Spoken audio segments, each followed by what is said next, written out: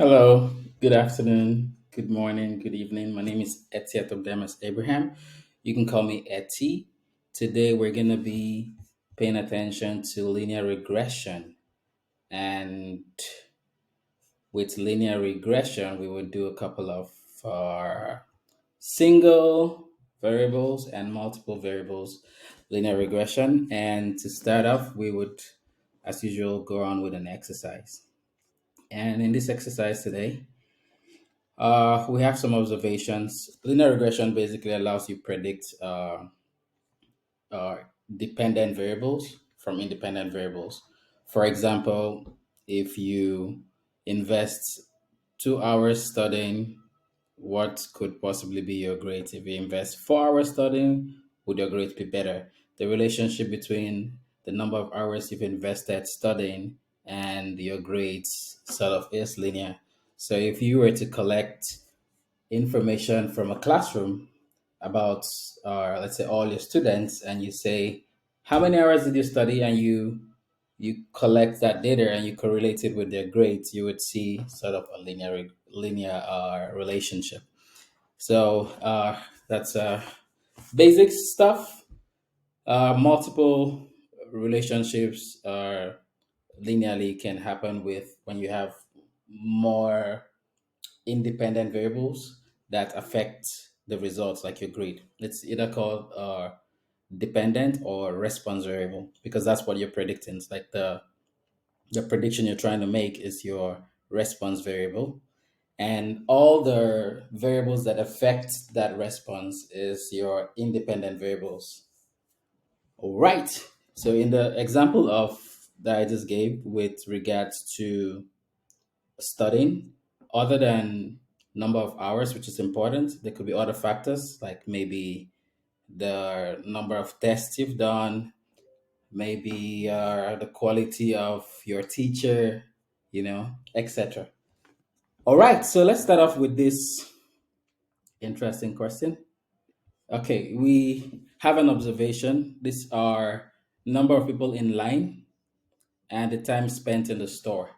So in observation one, when there were 22 people in line, uh, 45 minutes is the total time spent in the store. When there was 19, 42. So on the x-axis is your independent variable, and your y-axis is your uh, dependent or response variable. All right, all right. So in this task, we're going to use ML Studio. I'll show you how to do this in two ways. So you can always compare.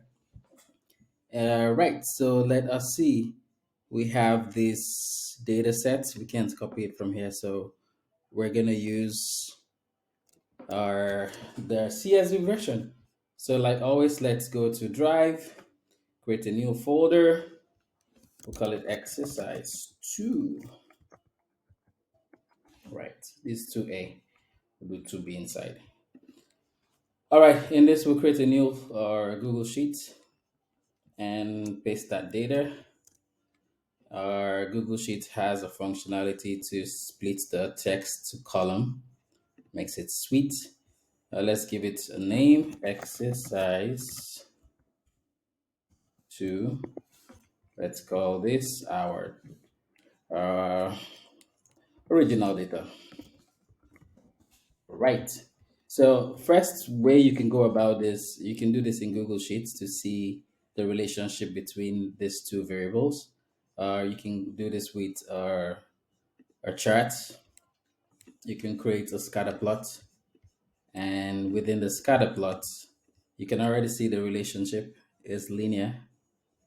Looks quite zigzaggy.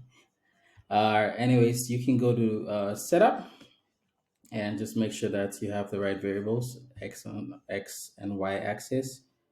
It looks good. Right, 8. All right, and then you go to customize, and within the customize, we want to make sure that we have our series properly set up. So we're going to show a trend line. A trend line shows the best fit line, which is the equation of the line that basically defines the relationship between x and y, right? And to show this line, we can let's also see the we can show the r squared value for this trend line. We can also show the equation of the line. So simple, right? Quite straightforward. So within here, you can already see that the equation of the line is 2.3x or minus 1.66 r squared and minus 1.66. So minus 1.66 is also called the bias, and 2.3 is basically the weight that x has on the value of y, right? So x basically uh, when you think about the relationship between two variables, you want to think about how the change in one variable affects the target variable, right? So if you change x, the by default you're going to see that it would affect y 2.3 times, right?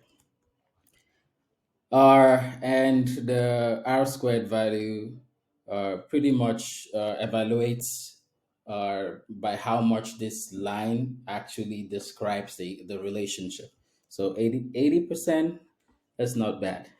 All right, so you can already see we've gotten some answers. Let's see the question again. The mean is easy for us to always figure out. We can do that also in our Google Sheets. So this is the mean of x. So if I highlight this, I can quickly see the average, 15. So that is an easy wheezy. The mean of y, we can do the same thing.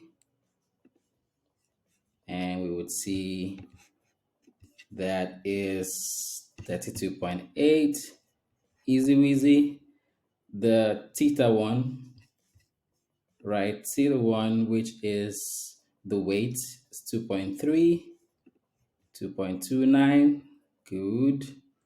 And what else is there? Theta zero, which is the bias, is minus 1.66. And we have that also there, correct, right? But we're going to try to do this in Microsoft Azure. Our R square value is 0.8013. We literally got all the answers here. But let's do this in Azure because we would be playing around with multiple independent variables to predict other data sets in the second part of the question. So we go to Azure. You can log into Azure on Studio Azure ML.net. I'm just going to go straight to my experiment. All right. Close. So the first thing we want to do is upload our data set. So right now we're interested in these two variables. So I'm going to make a copy of this sheet because I want to delete this column and I don't need this chat. And I want to download this as, let's call this our training set, and download this as CSV so we can upload this on Azure. All right. Yeah. So back here, easy weasy, on the left bottom side, you click on New, Upload Dataset, choose your file, and we go. Make sure that the header is selected because we have a header. And while that is uploading, I'm going to go straight to the experiments. We're creating a new experiment like we did the last time. So new experiments, blank, and our studio is ready. First thing we want to do is drop our data sets. So we just uploaded exercise 2 training set. Exercise 2 training set. This looks like I've done a lot of exercises. So I think this is the one. There we go. Right. Now we want to look for our transformation component so we can fetch the column we're interested in. So let's do that. Manipulation, select columns. All right, so you connect your CSV data to the column selector and launch your column selector. And we're interested in these two variables, so we push that in. We want to do a linear regression, so you can use the search column there to search for it. So linear regression. Okay, we want to train a model to understand the relationship between our x and y axis, our two variables. So train model. So we connect the linear regression uh, to the train model and we connect our data set. Okay, this is looking good. So let's value required. Oh yeah. So we need to select our what we are trying to predict within the training set. So let's do that. We're looking for the y-axis. Y-axis. There we go. You have select one, and then you do that. Let's run our model. See what we have. Running. All right. Okay, so let's see what we have from the result of the trained model. We can see the bias here. Remember the bias we had previously from Google Sheets was minus 1.66, and from Azure we have the same value minus 1.657. The weight 2.29. The weight in Excel is the same, so we're looking good. You can't see the R squared value until you evaluate and test, the prediction model. So we're gonna do just that. All right, so now to test our model, let us insert, let's try to put some data in to test. Reduce this. Let's get into enter data manually. All right, so I want to enter this data manually as CSV. So let's go get some data. I will duplicate this again. I want this in CSV. I probably already have that in CSV, right? Yes, let's go let's see. Yeah, I have the training set in CSV. I'm going to open this up with Visual Studio and copy, and we go back to base.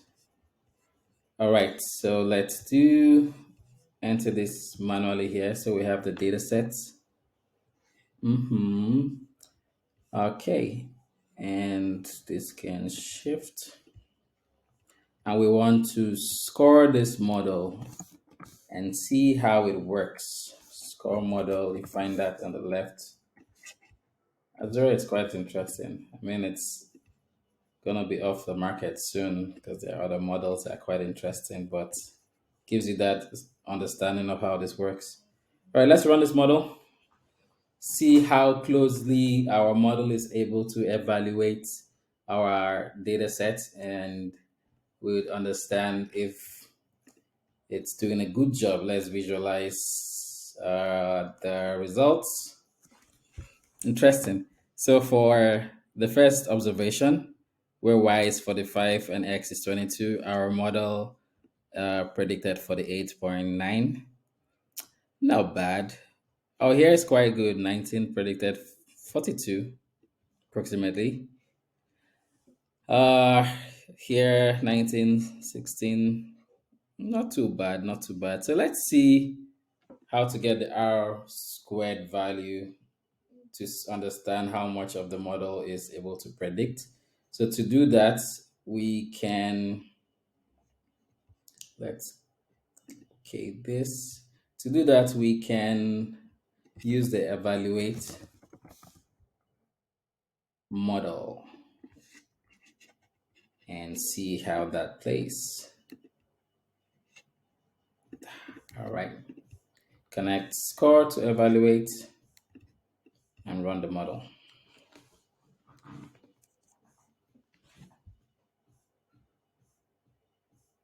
Okay. Let's see. So hit on the evaluate result and visualize. And you can see the coefficient of determination, which is the R squared, is also accurate to what we got on Google Sheets, 0.801. Here we have 0.8013, which is accurate. Okay, so on the next video, we'll get into the second task for multiple or variables. So this is quite interesting. See you on the next video.